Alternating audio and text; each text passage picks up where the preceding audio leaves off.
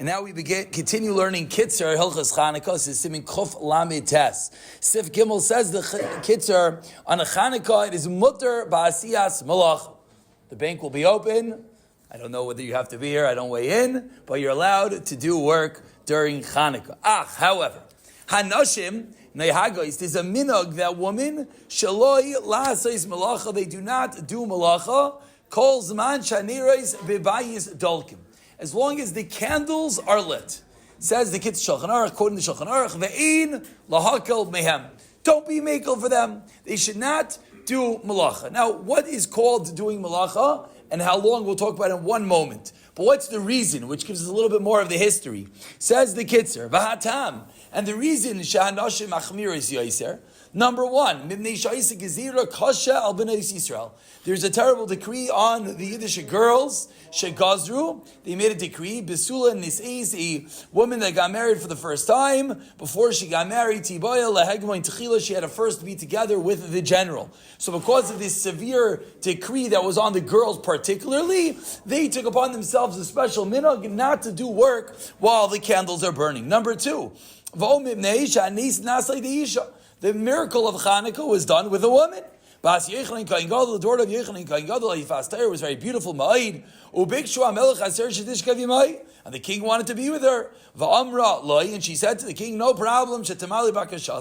And she comes and she shows up and she brings with her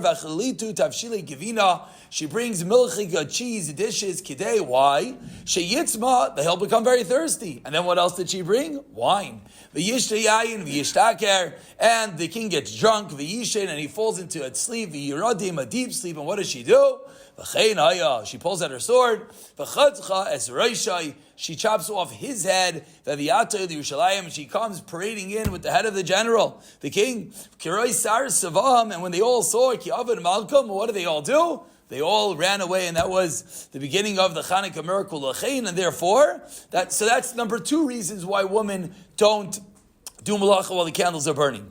And number three is ksas noig, and this where it comes from nachal machali chalav bechanukah dairy dishes. Why zicher lenes shenasa al yidei chalav, due to the miracle. They point out on the bottom over here, the Bnei Yissaschar gives another reason, is that on Chanukah we got the Torah again, and the giving of the Torah.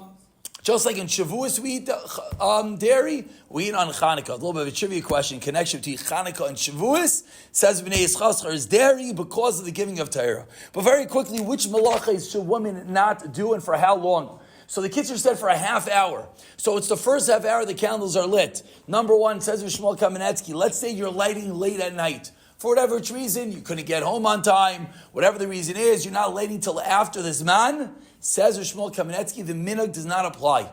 The minhag is only on the Iker Zman Hadlaka. That's when they should not work. However, those who have a little bit of Yerushalmi blood in them, the Yerushalmis, they were very machmir. Women did no work at all. No work at all. They didn't cook. They didn't do anything. There are those that even have a minhag not to do work till Chatzos Halayla. I think some made a gezerah because of that. They don't do, let's not go there. That's what the Lavush says, that they don't work until Chatzos. But which actions are included? What are they not allowed to do? So almost conclusively is they're allowed to cook, which I think the one thing the women mistakenly think they cannot do is they can't cook. Almost everyone agrees they can cook. It's like Chol HaMoed, even Yontif, you're allowed to cook. What should they not do? They shouldn't do difficult malachas. What are difficult malachas? So the examples they give is sewing. Don't know how many women sew nowadays, and doing laundry. But even doing laundry, they say that just says pressing the button, don't press the button. But during that half hour, it is a chomer-tika thing. Women should keep the minhag, but again, they're allowed to cook. Maybe they shouldn't wash the floor. They're allowed to cook. And if you're lighting late at night, then you are allowed to do malacha. But again, the Yerushalmis amongst us will not be cooking while the light candles are lit. Have a fabulous day.